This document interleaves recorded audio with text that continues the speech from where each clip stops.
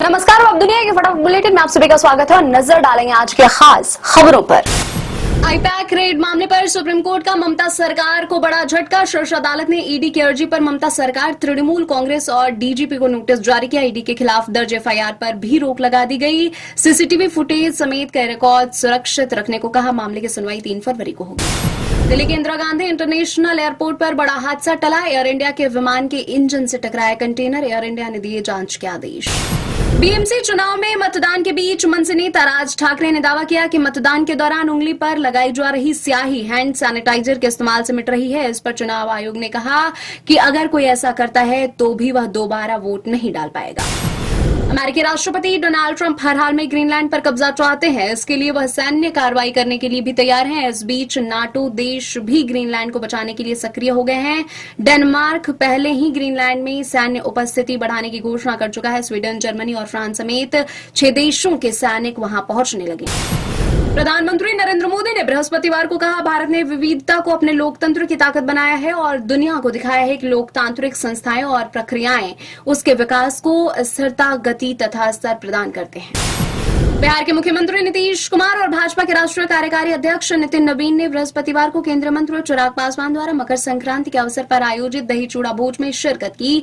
भोज का आयोजन पटना के विलर रोड स्थित लोक जनशक्ति पार्टी रामविलास के कार्यालय में किया गया। उत्तर प्रदेश सरकार में मंत्री रघुराज सिंह ने गुरुवार को अलीगढ़ में फिल्म अभिनेता सलमान खान को देशद्रोही करार दिया। मामले पर बवाल मचने पर उन्होंने कहा कि वे सलमान नहीं बल्कि शाहरुख खान को देशद्रोही कह रहे थे। उन्होंने गलती के लिए सलमान से माफी भी मांगी। रघुराज के बयान पर अखिलेश यादव ने एक्स पर अपने पोस्ट में कहा, लगता है ये विशेष बयान देने वाले पहले यूपी के मंत्री जी ये बात भूल गए हैं कि उनके सर्वे सर्वा ने कुछ साल पहले सलमान के साथ पतंग उड़ाई थी। कहीं ऐसा ना हो कि ये बयान दिल्ली तक पहुंच जाए और मंत्री जी की डोर कट जाए। सिंगापुर जा रहा एयर इंडिया का एक विमान तकनीकी खराबी के कारण बुधवार देर रात राष्ट्रीय राजधानी लौट आया। विमान में करीब 190 लोग सवार थे। ड्रीमलाइनर विमान में ऑक्सिलियरी पावर यूनिट में आग की चेतावनी मिली थी, जिसके बाद विमान करीब 1 घंटे तक हवा में रहने के बाद दिल्ली लौट आया। महाराष्ट्र के पुणे महानगर पालिका में मतदान के शुरुआती चरण में बृहस्पतिवार सुबह ईवीएम में छीटपूट गड़बड़ियां सामने आई। हालांकि निर्वाचन अधिकारियों ने कहा कि प्रक्रिया के अनुसार तुरंत नई ईवीएम मशीनें लगा दी गई। रोहित पवार ने फेसबुक पर एक पोस्ट में कहा कि पुणे और पिंपरी चिंचवाड़ महानगर पालिकाओं में मतदान शुरू होने के दौरान ही कुछ ईवीएम मशीनों के बंद होने की घटनाएं सामने आई। मकर संक्रांति पर्व पर गोरखनाथ मंदिर में मुख्यमंत्री योगी आदित्यनाथ एक बच्चे के पास पहुंचे और पूछा कि तुमको क्या चाहिए। बच्चे ने योगी के कान में चिप्स दिलाने के लिए कहा। बच्चे के इस हरकत पर सीएम योगी समेत वहां मौजूद सभी लोग ठहाका लगाकर हंस पड़े। उत्तर प्रदेश में विधानसभा चुनाव अकेले लड़ेगी बसपा। जन्मदिन पर बसपा प्रमुख मायावती का ऐलान। भाजपा पर तंज, कहा ब्राह्मणों को चोखा बाटी नहीं सम्मान चाहिए। प्रेस कॉन्फ्रेंस में शॉर्ट सर्किट से मची अफरा-तफरी। मकर संक्रांति पर प्रयागराज में 1 करोड़ श्रद्धालुओं ने किया स्नान। पीएम मोदी ने अपने आवास पर गायों को खिलाया चारा। मध्य प्रदेश में नर्मदा नदी में भक्तों ने लगाई आस्था की डुबकी। मिडिल ईस्ट की ओर बढ़ रहा यूएस नौसेना बेड़ा। दूसरी ओर ट्रंप की धमकियों के बीच ईरान ने खोला अपना हवाई क्षेत्र। ईरान में सरकार विरोधी प्रदर्शनों पर कार्रवाई और तेज।